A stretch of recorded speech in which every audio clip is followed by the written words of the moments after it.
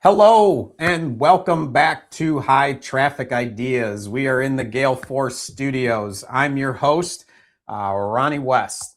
We are back again Friday around 2-ish is kind of what we're hoping to kind of continue this on at.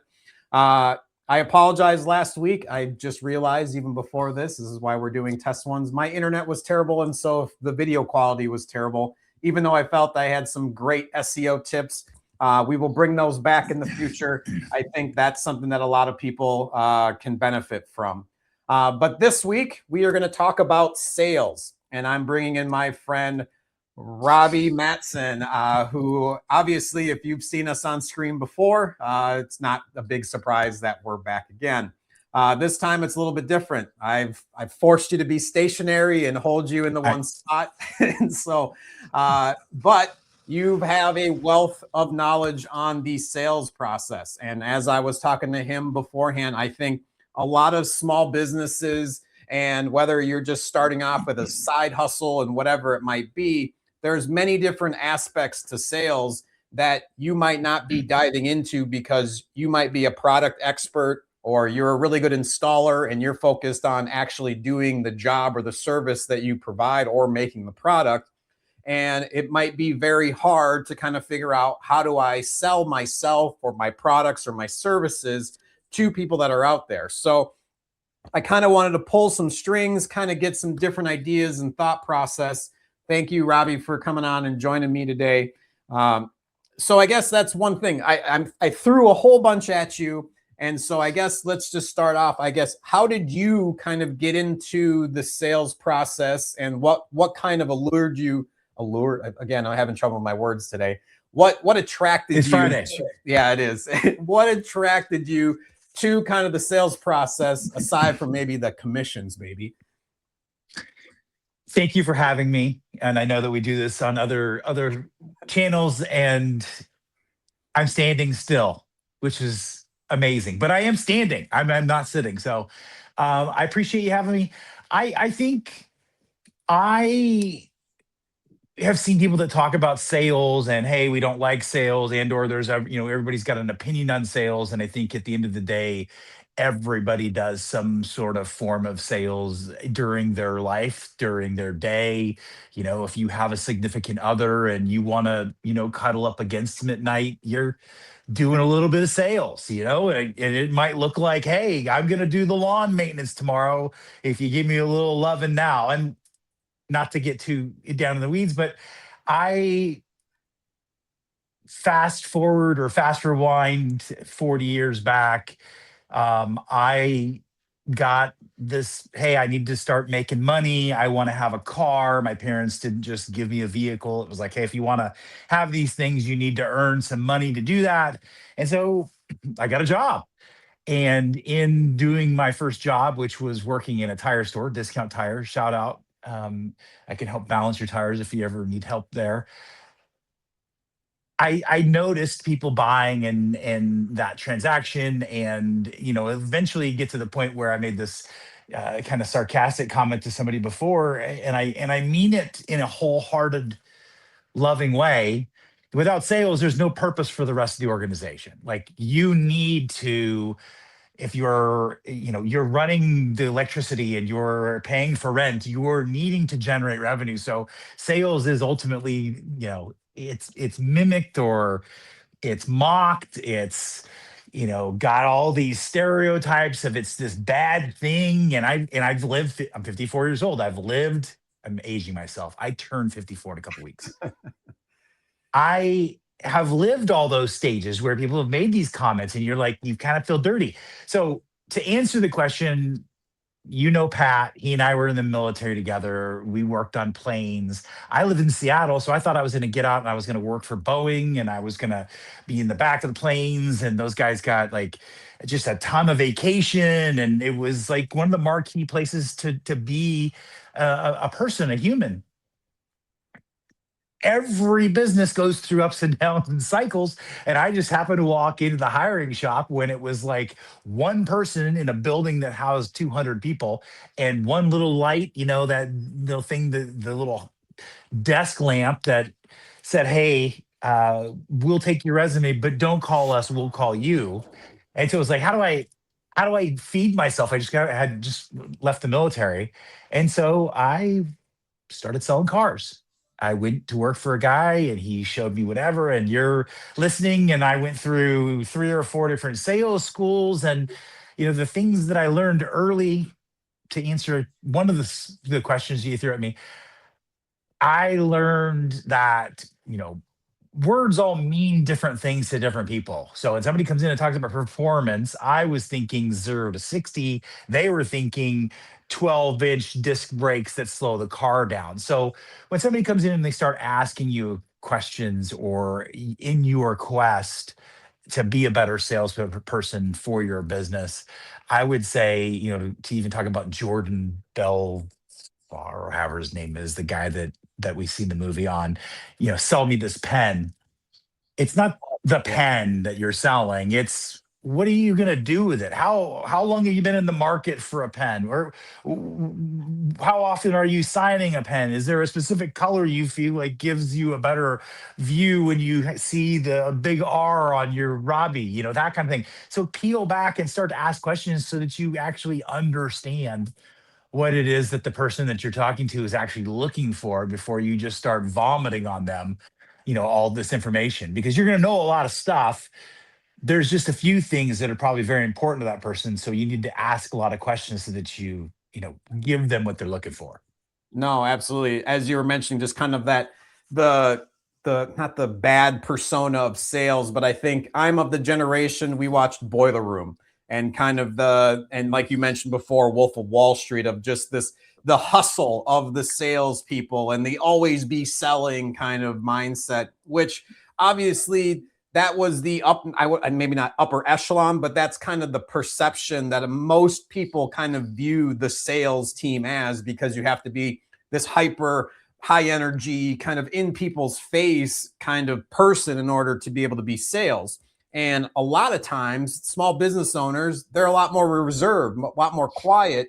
And then it's Right. like, how do you kind of pair those and match those up? And at least for me, in my experience, when I first started my marketing company previous to iMagnet, I was legitimately walking on my lunch break when I was at my warehouse job and doing this as a side hustle. I was walking into storefronts and walking in, hey, can I talk to the owner? Here's my business card. Do you guys have any Right. needs? And there were so many no's. And I think we're both of the Gary V school. It's like, you're going to get 500 no's before you get that one yes that might Right. change the world on things. And so, and a lot of times people are expecting that the first 5 people are all going to say yes. And if that doesn't happen, then they're just kind of disappointed. So how do you, at least, is there something mentally or just your mindset as far as, if you're going to be in sales or try to sell your business, how do you deal with that rejection? Because if you're not this high energy boiler room type of person, is there something that you remind yourself with, or aside from just kind of this is, I got to pay my bills, I got to put food on the table, is there something that you kind of told yourself as far as dealing with that? Maybe not for you, maybe you had better luck than I did of dealing with that No, no, no. rejection that you would get. I think the way that I would answer you is, in all of the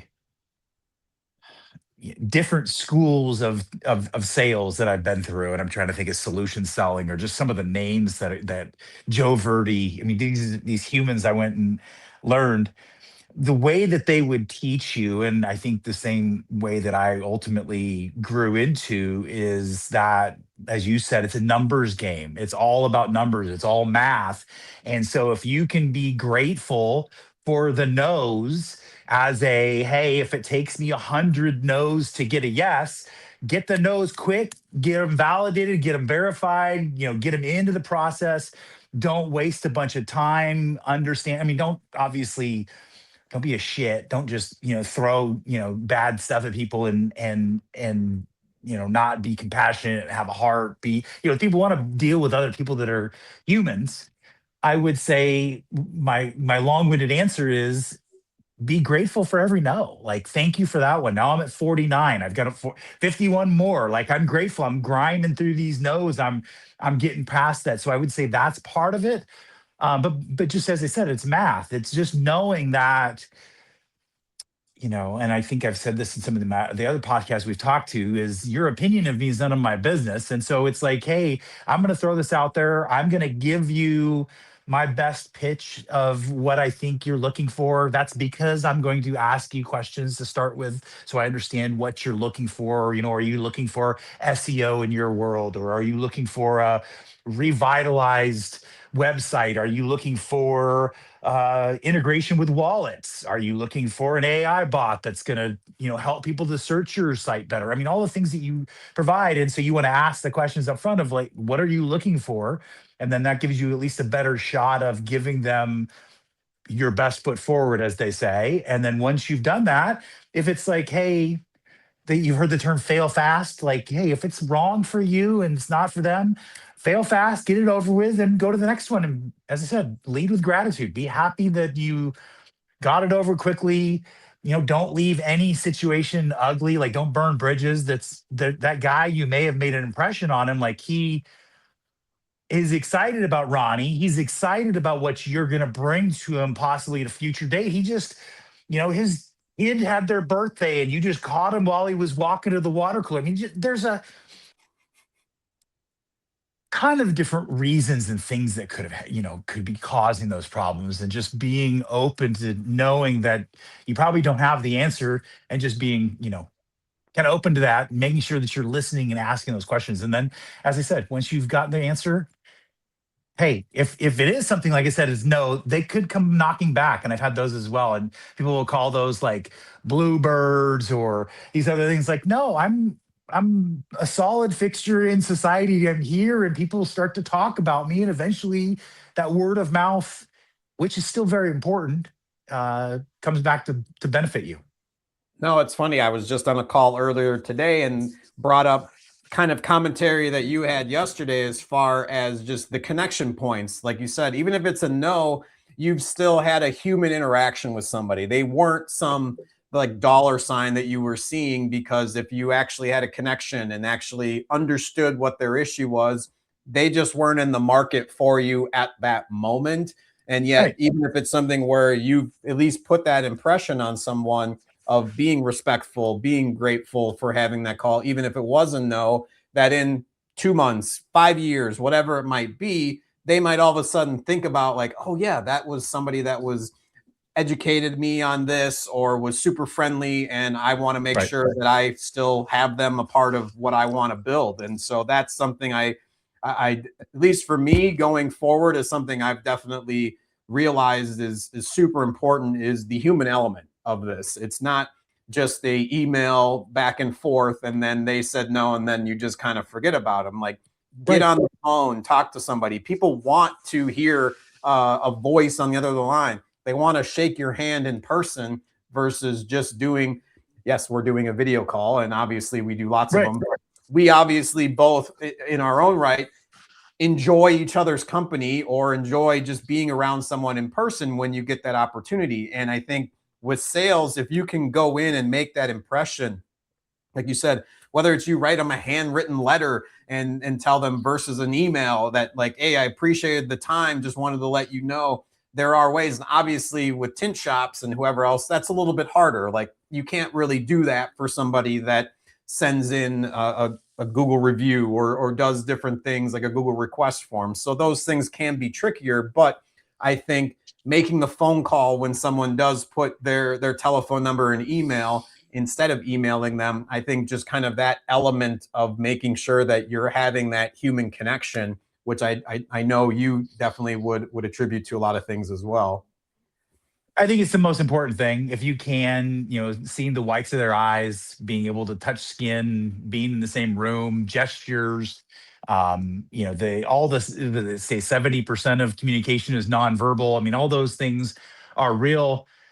Video and being able to do this has definitely bridged. So a guy that's in Chicago can be talking to a guy that's in Dallas, and it, is as if we're in the same area, in the same room. And so technology's, awesome that way. I would much rather be standing across from you in a room, if given the choice.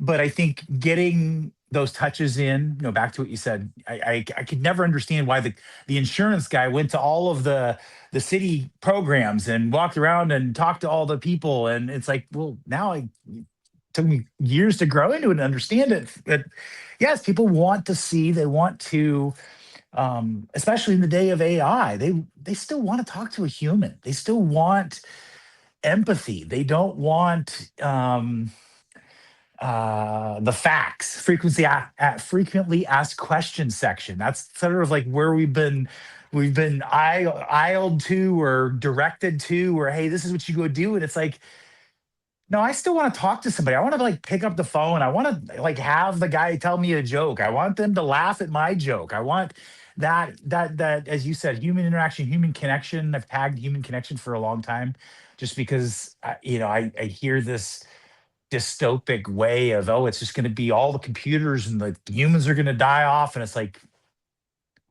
I don't see two computers just sitting there having a conversation with each other. I don't see it, trying to water its lawn. It's just all the things that make us who we are, I think, come back to. So all the way around the tree of people want to deal with people. So even if you are, a business owner, or you're a printer, or you're a tinter, or trying to find all the R's I could rhyme there. People want to know you. They want to meet you. They want to be around you. If you can do certain things, I learned during 2020, if I still wanted to have a conversation with somebody, we could do something like this where I would send them a $5 or a $10 gift card to Starbucks, and we're drinking a cup of coffee at the same time as, and so you can bridge some of those things to sort of make them. But I think if you're able in your business to have the storefront, or have the ability to greet your people, to have a customer appreciation night on the first Saturday of every month, or whatever it is that allows people to build upon that. I mean, people want to do business with other humans, and I think that's something that, as we've talked about in this Web3 world that I dive into, I think the human stuff is going to become much more popular. I don't know. I don't even know if I can envision it. You know what I mean? They talk about like we could never see ourselves walking around with a phone in our pocket 30 years ago. Like that didn't even make any sense. I don't even know if we can see where we're going. But I digress. No, it's funny. I had another call earlier today too, where the customer's worried about not having the perfect picture. And I told them that's honestly, I think people have a better interaction and will want to kind of comment or react to something that isn't perfect, because everything is going to be perfect with AI coming in the future. And that's going to be the differentiator as far as people realizing like, oh, that picture was kind of off center, or it wasn't taken. You can kind of tell that was taken by a human versus like an AI picture that looks so absolutely perfect, and everything has to be buttoned up so right. That's where I feel like we can kind of take advantage of our flaws and of the issues that might come about of not being perfect, because that's what people want to see, is an imperfect person just like them, versus this, yep, I am an AI bot, I'm here to sell you, and this is what you're going to do. And that, I think, is right, something where people have that human connection again. And yeah, I saw something today where AI is going to be so crazy. Well, you'll turn on I want to watch Gladiator, but I want it to be Mel Gibson instead of Russell Crowe, and it'll automatically create the movie for you, and that's just what it'll be in the future. So there's definitely going to be something that's different that, yes, we will need to understand and learn, but also don't run away from the imperfect human world that we have, because that's what's going to make things more accessible to anyone who's trying to connect with somebody. Sorry, I was trying to do some hand signals, and sometimes on the camera, I don't know if I'm pointing the right direction. We have our 11th grandchild coming in August. Congrats. Thank you. I was pausing there to just let that sink in. When we take a family photo, It's never perfect, Oh yeah. ever. Like it's not even on accident is it perfect. So I think you're right. It gives validation to where you can say, hey, yeah, go look at Benji's face. It looks like he's got a, finger up his nose. I mean, it's like you can find the imperfect. I love Benji. He's grandson number 8. Um, but it's like finding, my brain wants to say, in collectibles, the most collectible item is the flaw. Hmm. Like it's the card that's misprinted. It's the misspelled thing. It's the whatever, and that's the one that becomes the most whatever. But yet we want to target this word perfect, and I hate the word perfect because it just causes so many people to be unhappy because they're shooting Yep. for this thing that doesn't exist. Yep. And yet we are in an imperfect world. So I love I'm a collector. I'm a collector. I'm talking the things I do, and the ones that are the odd ones are the most. So I think you're right. I think it's an overused word, but I think authenticity is going to come from the imperfectness. I think you're going to see that. You're going to Hmm. feel that imperfect image is more, you're drawn to it because it feels real as Yep. opposed to, and I think for most people that have gone real estate, for people that understand real estate, when you walk into a house and it's staged, as opposed to a house that somebody's living there and you can kind of see. And I know I'm against the grain in this because they say, hey, you're going to sell your house, get rid of all your personal stuff, and I'm like, screw that. Like I'm the other guy. I'm the guy I want to see.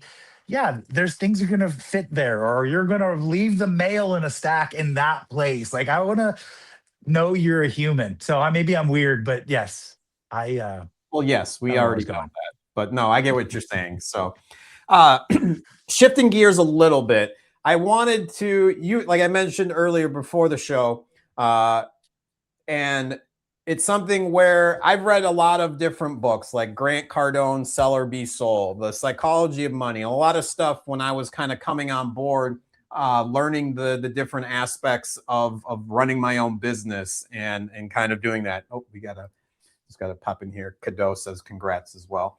Um, so I guess kind of the thought that I was wanting to ask you about, referencing yesterday's conversation and kind of what we talked about earlier, is when you're on the phone and you've kind of given them your pitch, and at least for me, something I've noticed, and maybe it's something that you do as well, is as soon as I've told them everything that I feel like I can tell them, I shut up.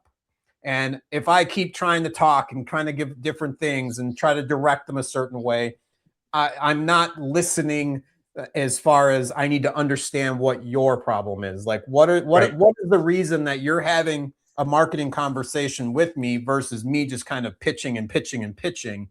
If I'm quiet, I ask you what I need, and I listen to understand exactly what this person is on the phone with me for. How can I then take that and then move forward as far as that goes, instead of me trying to just these are the services, this is what I've got, this is what I've got? Have you noticed that as well? As long as you stop and listen to understand what their problem or what their issue is, that makes the sales process a lot easier.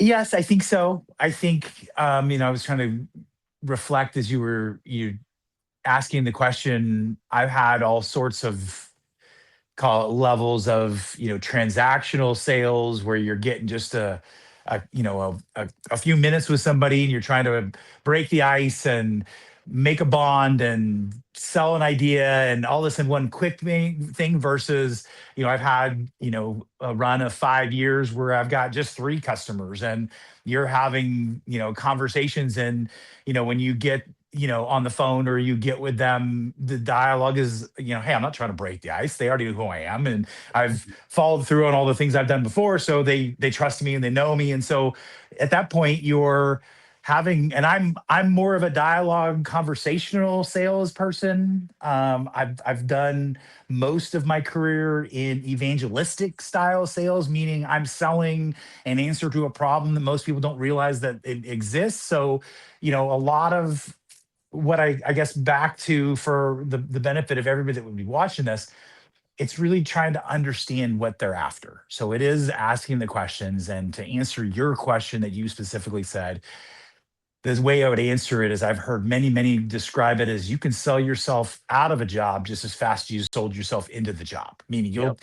you're talking and knocking, and they've bought and they bought, and then you're talking about the time you spent in prison, and next thing you know, and I'm teasing, I didn't spend time in prison, but you get what I'm saying is you end up saying something that either I would tell you 95%. I don't know that I've statistically validated this, but I make a lot of my numbers up. You say something that has nothing to do with what they're actually talking to you about. And it triggers off something that happens to, shit, I left the iron on, or did I turn off the stove, or did I do, you know what I mean? And next thing you know, I don't have time for this conversation, and they don't finish. So, yes, you can talk yourself out of it just as fast as you talked in.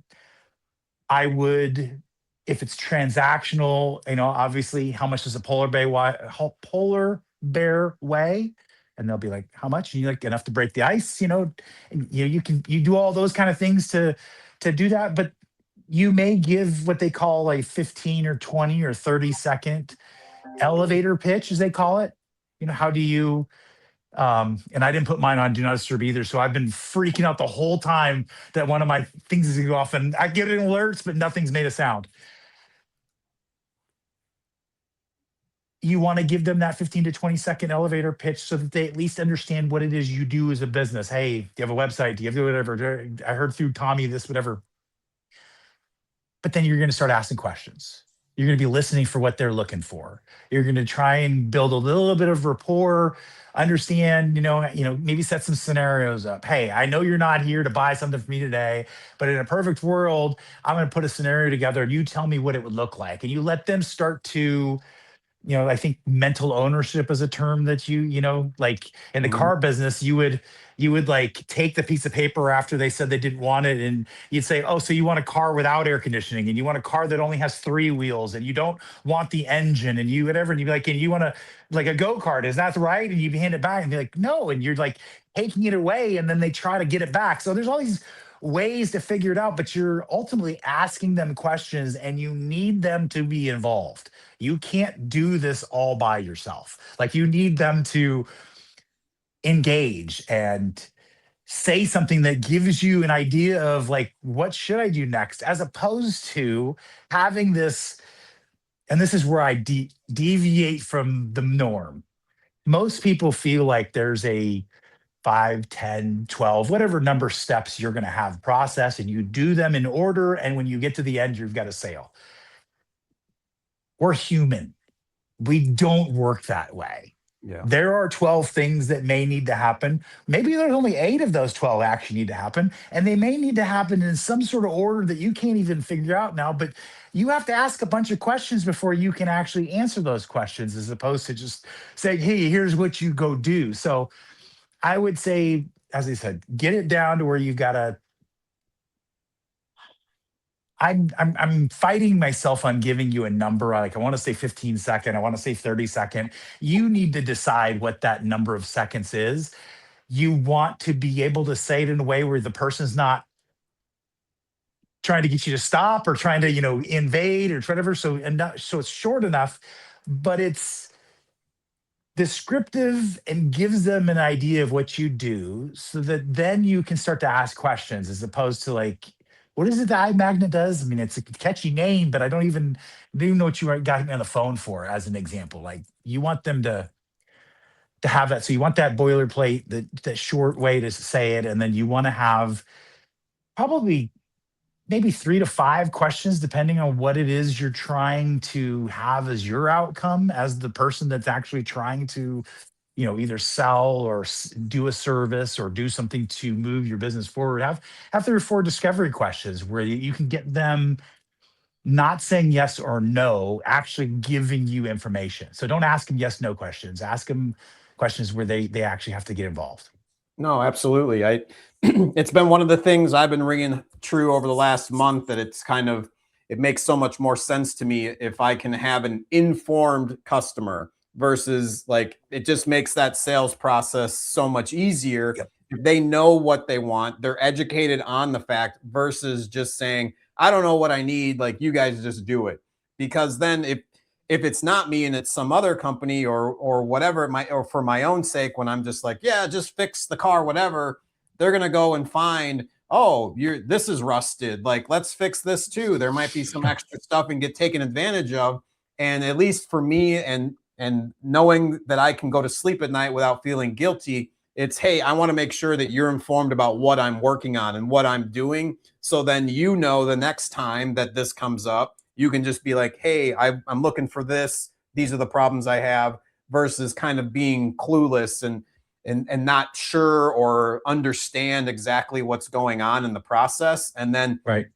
when I get the bill or when they get the bill, they're like, well, what's this? What is this? Like, I don't know what this is. And it's like, well, I maybe I should have explained it better. And so that's at least something I've noticed within the last couple of months of realizing, the more I can educate and hence we're having this whole podcast. If I can educate somebody on the sales process, on SEO, on the website build, on the marketing, then they have a better understanding and idea, whether they work with me or not, that like, hey, these are the things and this is the value that I've gotten from X person. So now I can make better decisions moving forward. And obviously, selfishly, hopefully that's with us and things that I've brought. They're like, oh, he's someone who understands and knows what they're doing.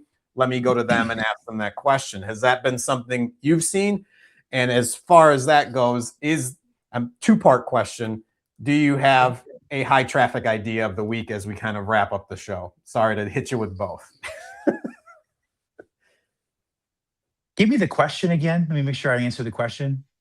As far as, do you want to have a more educated customer, at least in your line of working, or is it something like you mentioned where you wanted to kind of bring about something that maybe somebody didn't know or didn't understand? Is there a difference as far as that goes, or is educating the customer something that benefits everybody? At least it does in my neck of the woods, but I would assume that that's something that kind of overall arching kind of helps people. It's good for humans. I think the better that you are, the better the populace is at understanding and having a common, vocabulary and a common understanding, the better it is for everybody. And so, being the whole lead with love mentality that I bring to the table, the um the practice aspect of it. We talked earlier about the numbers. So the high impact question or the statement I'm making right now, I think understanding that there you go, high traffic idea, understanding it's a numbers game, and changing your mindset to being, back to the full of gratitude, being grateful for, the no. But even going above and beyond that, using the no's as a way to have practice, or seeing it as practice as opposed to, this grueling, arduous. Everything's about mindset. You hear all these people talk about mindset, and it's real. Like, you can have better outcomes just because of the way you think and are feeling. And so my statement, my idea, my high traffic, I remember, look at the no's with gratitude. I was able to fail fast. I was able to get these guys out of the way, as well as, I know you, in what you do like the A/B testing, and you do the other alternative ways to validate a point. Start using the sales process as a way to, maybe hit them with a promo you were thinking of, or try, dressing the promo up in different ways. So you're using you know, which you're, I guess, assuming is going to be a lot of no's. You're using those as a way to practice, to get better at your trade, to get better at what it is you're trying to do, as well as maybe even doing, as I said, A/B testing on, hey, we tried this and we were failing really fast because we weren't offering what they wanted, and they wanted this, and now we've got it, and they're after it. I think that's what I would say is a good idea. And get comfortable at being uncomfortable. I mean, that's probably the most Absolutely. Most best. I don't know if I can say most best. It's the words I would say as a grandpa, like the wisdom. It's just get uncomfortable with being uncomfortable. Get, you know, we all poop the same way, I guess is the way I've heard it said, right? It's just, I know you're gonna soundbite out these things. You're gonna be like, how did I Well, have this guy on as a guest? But no. it's true. Like we all want to be different, and we're all more alike than we are different. No, absolutely. I think that just like what you said, being uncomfortable, the more times I walked into a store and asked for somebody, the easier it got.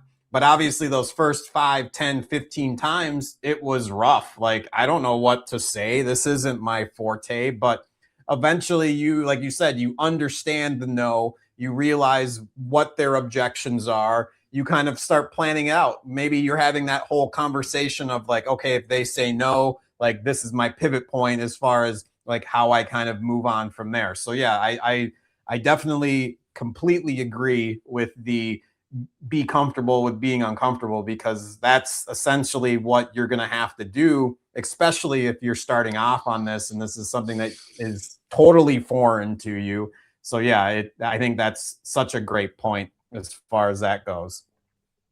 So I will mention, this was a great comment that came in from Cadeau. Do you ever call your grandkids by the numbers? You definitely need to call the 11th one 11 off of Stranger Things. So I found that quite humorous and funny. So maybe you're gonna have That to is do. funny.